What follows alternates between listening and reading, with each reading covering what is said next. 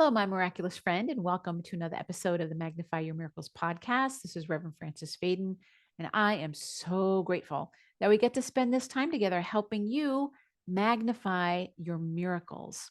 Today, I'm going to be sharing with you a message that I got just this week from St. Mary Magdalene about the upcoming Lenten season. Now, I'm recording this in January of 2024. Lent begins in a couple of weeks. This should be coming out probably the week before Lent begins. So I wanted to give you a little time to kind of absorb this message and think about whether you wanted to really act on what Mary Magdalene has suggested. So I'm going to be telling you Mary Magdalene's message, how it can help you have a really, truly miraculous Lenten season if you choose to focus on it for this time period. We're going to be talking about all this and so much more in our episode. So before we get started, let's take a deep breath together. Breathe in the energy of expansion. Breathe out anything you no longer need. And as you are starting to just feel your energy coming more and more into this moment, know that whatever you need to hear to help you magnify your miracles is exactly what you're going to hear. Let's take one more deep breath together in gratitude, and we can begin.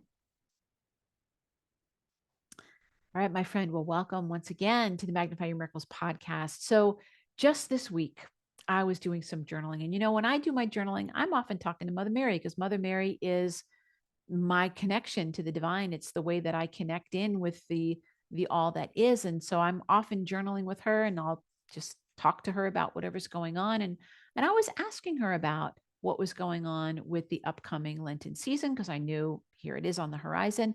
And one of the things that caught my eye about this coming Lenten season is that Ash Wednesday, which is the first day of Lent, is also St. Valentine's Day.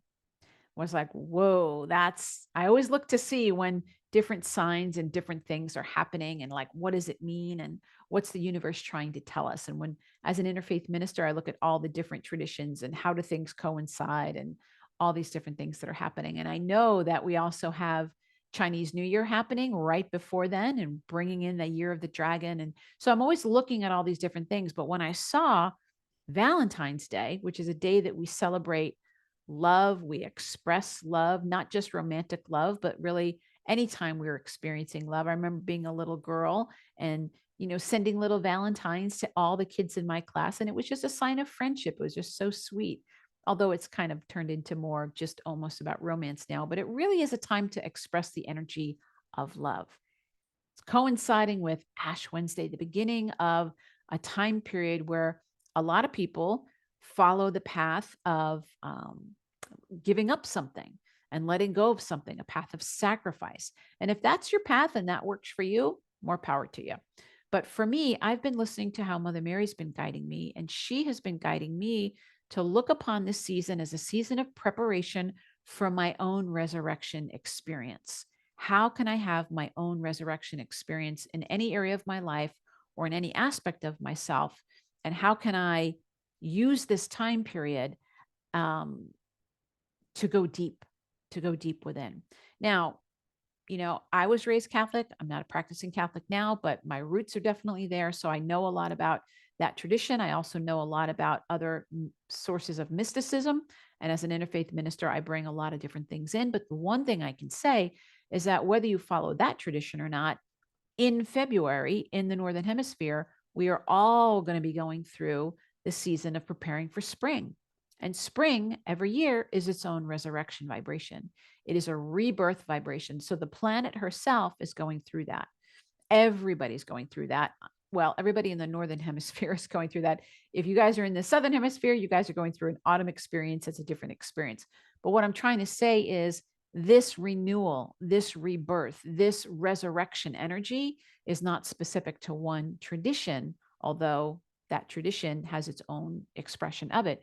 It's something that the planet herself is going through. At least half the planet is going through. So we all get to partake in it and we all get to benefit from it. So Mother Mary has been saying to me, I want you to go through this time period as a time of preparation where you can be thinking about come Easter Sunday that you're going to be having your own resurrection experience. So as I was journaling and I was talking to Mother Mary. Interestingly enough, I'm like talking to Mother Mary, and the answer that I'm receiving was from Saint Mary Magdalene. Now I love when Mary Magdalene shows up. Of course, my heart belongs to Mother Mary. Mother Mary is my go-to energy. She is how I connect with the field of unconditional love. But I love Mary Magdalene. When Mary Magdalene shows up, I always know that she's here to help me own my power. She's helped me to feel more connected to the energy of love in a more dynamic way, and to really be able to walk up my path in a more powerful way. So when Mary Magdalene's energy showed up, I said, "Oh, what does she want? What does she want me to know?" And she said, "I want to walk with you through your Lent this year." And I was like, "Whoa, okay." And she's the one who said to me, "It's not a coincidence that Ash Wednesday and St. Valentine's Day are happening on the same day." I had been overhearing people saying, "Oh, I don't know what we're going to do. Ash Wednesday is Valentine's Day. Normally we have chocolates and we go out to eat and we do all these things that a lot of times for people in Lent, they let go of those things. They let go of things that they enjoy. They let go of things that they like. They let go of things that are pleasurable. And there's very much a focus on going without, sacrifice, fasting, penance, those kinds of things. And if that works for you, bless you, that's totally fine. This episode is probably not for you if that works for you. But what I heard and what Mary Magdalene said to me is that Saint Valentine energy on Valentine's Day is showing us that we can take a focus during Lent of love, that we can be focusing on the energy of love. And she said to me, "What if what you gave up for Lent was something that you don't love? What if you gave up something that you don't love? How about that?" Like, whoa. So rather than giving up things that you do love in a kind of a sacrificial way, what if you let go of things that you don't love to make room for, to help you receive more love, which for me personally, this is what the Easter experience is really about for me, right? Allowing myself to live more in the energy of love. And who better to help me with that than Mary Magdalene, right? Mary Magdalene totally embodied this energy. So she said to me, "Think about that. What if you started going through your life and letting go of things that you don't love?" It's like, okay. Not just things that you don't like, not just like little personality things, but like, I don't love this. I really like, it doesn't light me up. It doesn't bring me that sense of open-hearted connection. And that could be something as simple as, this shirt that I bought one time. I bought it, it was on sale. I don't really love it.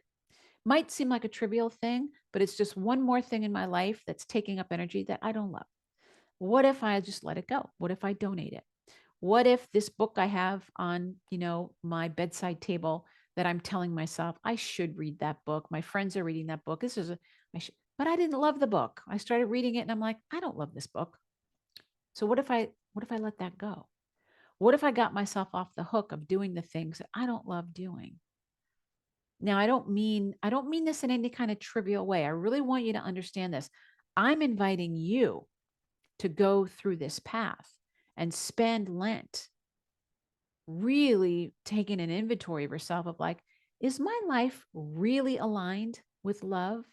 And not just like likes and dislikes, but like, am I being lit up by this? Do I have people in my life that I really love? And if I do, am I spending time with the people that I love? Or am I spending time with people that I think I should be spending time with? That kind of thing. Mary Magdalene really is about discernment and wanting us to cut through any baloney and really getting clear about what really matters to you. And she told me you can either start letting go of the things that you don't love, which I love that idea.